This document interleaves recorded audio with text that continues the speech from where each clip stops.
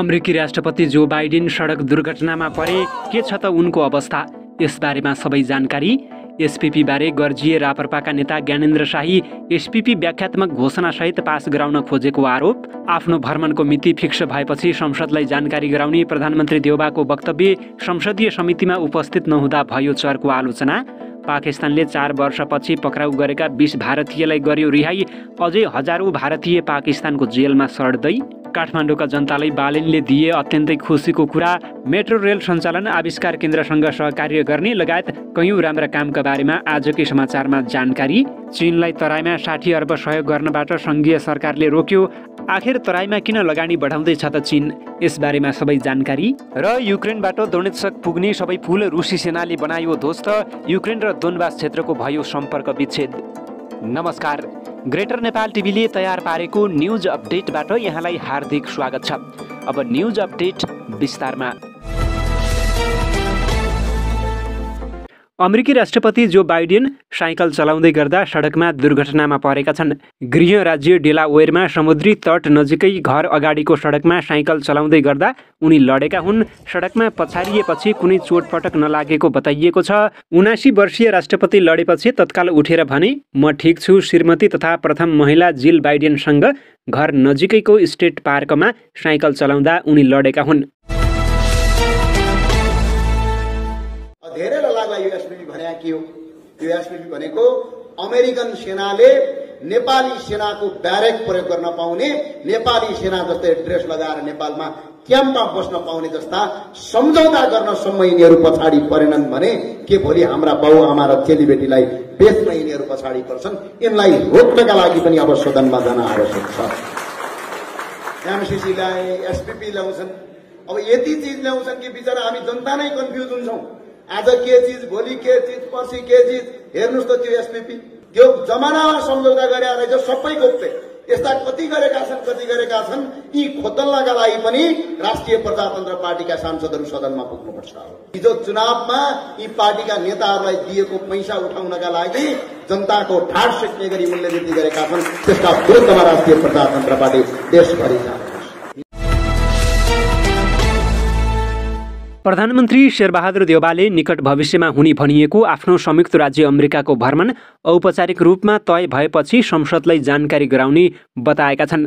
उनले आज नेपाली काङ्ग्रेस सचेतक पुष्पा भुषालसँगको भेटमा भ्रमण तय भएपछि सदन वा संसदीय समितिमा आएर औपचारिक रूपमा जानकारी गराउने इच्छा व्यक्त गरेका हुन्। प्रतिनिधि सभाको अन्तर्राष्ट्रिय सम्बन्ध समितिले भ्रमणका सम्बन्धमा जानकारी लिन प्रधानमन्त्री देउबालाई समिति बैठकमा बोलाएको सन्दर्भमा समिति सदस्य समेत रहेका सचेतक भुषालले आज उनीसँग भेट गरेका थिए। समितिले यसअघिको बैठकमा परराष्ट्र मन्त्री डाक्टर नारायण खड्गाले प्रधानमन्त्रीको अमेरिका भ्रमणका सम्बन्धमा प्रारम्भिक छलफल भएको तर अन्तिम टुङ्गो लागि नसकेको स्पष्ट पारेका थिए। समितिले नेपालको परराष्ट्र नीति कार्यान्वयन र प्रधानमन्त्रीको भ्रमणका सम्बन्धमा छलफल गर्न आज बैठक बोलाएको थियो। प्रधानमन्त्री देउबा आफ्नो कार्य व्यस्तताका कारण बैठकमा उपस्थित हुन नसकेको बुझिएको छ। बैठकमा बोल्ने अधिकांश समिति सदस्यले अमेरिकाको स्टेट पार्टनरसिप प्रोग्राम एसपीपी सन् 2019 पछि अमेरिकाकै इन्डो प्यासिफिक रणनीतिमा आबद्ध भएको प्रतिवेदनमा उल्लेख भएपछि नेपाल त्यसबाट फिर्ता हुन नेपाल सरकारले पत्र लेख्नुपर्ने सुझाव दिएका थिए। पाकिस्तानले आफ्नो देशको क्षेत्रीय जलसीमा उल्लङ्घन गरेको आरोपमा पक्राउ परेका 20 जना भारतीय माझीलाई रिहा गरेको छ। बन्दरगाह शहर कराँचीको जेलमा उनीहरूलाई 4 वर्ष राखिएको थियो। आज कारावास मुक्त भएका भारतीय नागरिक यहाँबाट पूर्वी शहर लाहोरको बस चढेर स्वदेश फर्किएका छन्। कराँचीका जेलमा अझै पनि दर्जनौं भारतीय माझी रिहाईको प्रतीक्षामा छन्। आज रिहा भएकाहरूलाई सीमानाका बागामा भारतीय अधिकारीहरूलाई सुम्पिनेछ। भारत र पाकिस्तानले बेला बेलामा आफ्नो जलक्षेत्र पार गरेको आरोपमा एकअर्काका नागरिकलाई पक्राउ गर्दै आएका छन् भने द्विपक्षीय वार्तापछि केहीलाई प्रत्येक वर्ष रिहा पनि गर्दै आइएको छ। काश्मीर मुद्दालाई लिएर विगत 7 दशकदेखि भारत र पाकिस्तान बीचको सम्बन्ध सुमधुर बन्न सकेको छैन। भारतले सन् 2019 को अगस्टमा कश्मीरको विशेष स्वायत्ततालाई एकतर्फी रूपमा खारेज गरेपछि दुई देश बीचको सम्बन्ध थप तनावपूर्ण बनेको छ। काठमाडौँ महानगरपालिकाले राष्ट्रिय आविष्कार केन्द्रसँग सहकार्य गर्ने नीति सार्वजनिक गरेको छ। मेयर बालेन्द्र शाहले आइतबार प्रस्तुत गरेको महानगरको नीति तथा कार्यक्रममा युवा पुस्ताको नवीन सोच र प्रविधिप्रतिको आकर्षणलाई बढावा दिन शहरी व्यवस्थापनका विषयहरूमा आविष्कार केन्द्रसँग सहकार्य गरिने उल्लेख गरिएको छ। त्यसैगरी युवाहरूको व्यक्तिगत वृत्ति विकास मार्ग पत्ता लगाउन करियर परामर्श कक्षा सञ्चालन गरिने पनि उल्लेख गरिएको छ। साथै सिप सिक्न इच्छुक महानगरवासीहरूलाई सिप प्रशिक्षण, मूर्तिकला, काष्ठकला, धातुकला, बाजा आदि निर्माण कार्यक्रमहरू सञ्चालन गरिने नीति तथा कार्यक्रममा समेटिएको छ। भारतको पटनाबाट नयाँ दिल्लीतर्फ उडेको स्पाइस जेटको विमानमा आइतबार आगलागी हुँदा आपतकालीन अवतरण गरिएको छ। SG 723 विमान उडानको क्रममा पङ्खामा आगलागी भएको थियो। विमानमा आगो लागेपछि पाइलटले पटनाकै विमानस्थलमा विमानलाई आपतकालीन अवतरण गराएका थिए। अधिकारीहरूका अनुसार उक्त विमान चरासँग ठोक्किन पुगेको थियो। 185 यात्रु बोकेर नयाँ दिल्लीतर्फ जाँदै गरेको उक्त विमान आगो लागेपछि पनि करिब 10 मिनेट आकाशमै उडिरहेको थियो। त्यसपछि पाइलटले विमानलाई पटनाकै JP इन्टरनेसनल एयरपोर्टमा ल्याएर अवतरण गराएका छन्। यस क्रममा मानवीय क्षति भन्ने भएको छैन। यद्यपि विमानको पखेटामा भने ठूलो क्षति पुगेको बताइएको छ। अमेरिकी संसदले पछिल्लो समय बढ्दो क्रममा रहेको चिनिया प्रभाव नियन्त्रणको लागि ताइवानलाई सैन्य सहयोग बढाउने प्रस्ताव अघि सारेका छन्। शुक्रबार अमेरिकाको माथिल्लो सदन सिनेटका सांसदहरूले ताइवानलाई रक्षा सहयोग बढाउने प्रस्ताव पेश गरेका हुन्। पछिल्लो समय चीनले ताइवानमाथि बढाइरहेको दबाव नियन्त्रणका लागि पनि अमेरिकाले आवश्यक कदम चाल्नुपर्ने भन्दै माग भइरहेको समयमा अमेरिकी संसदमा उक्त प्रस्ताव आएको हो। रुसले गत फेब्रुअरीमा युक्रेनमाथि आक्रमण सुरु गरेसँगै भविष्यमा चीनले पनि ताइवानमाथि आक्रमण गर्न सक्ने आशंका गरिएको छ। यस्तो अवस्थामा नागरिक र उनीहरूको प्रजातन्त्रको पक्षमा उभिनु जरुरी रहेको सांसदहरूले बताएका छन्। सांसदहरूले ताइवानलाई रक्षा सहयोग दिनु चीनलाई रुसले जस्तो गल्ती नगर्न पनि चेतावनी पुग्ने बताएका छन्। अहिलेको प्रस्ताव पारित भएको अवस्थामा ताइवानले अमेरिकाबाट 4 अर्ब 50 करोड अमेरिकी डलर बराबरको सुरक्षा सहयोग प्राप्त गर्नेछ। चीनले भने यसअघि नै अमेरिकालाई ताइवानको मामिलामा दखल नदिन चेतावनी दिइसकेको छ। उसले ताइवानको मुद्दालाई चलाउनु भनेको आगोसँग खेल्नु जस्तै भएको बताउँदै आएको छ। बेलायतका प्रधानमन्त्री बोरिस जोन्सनले युक्रेनी सेनालाई प्रशिक्षण कार्यक्रम चलाउने घोषणा गरेका छन्।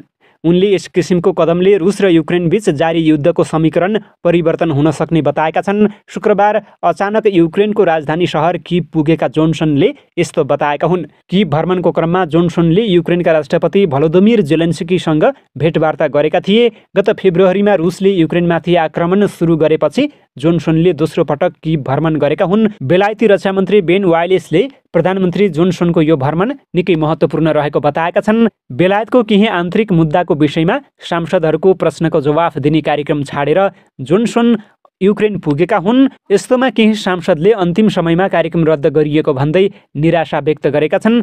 यद्यपि युक्रेनबारे चालिएको कदमको विषयमा भने जोन्सनको पार्टीभित्र सकारात्मक प्रतिक्रिया आइरहेको छ।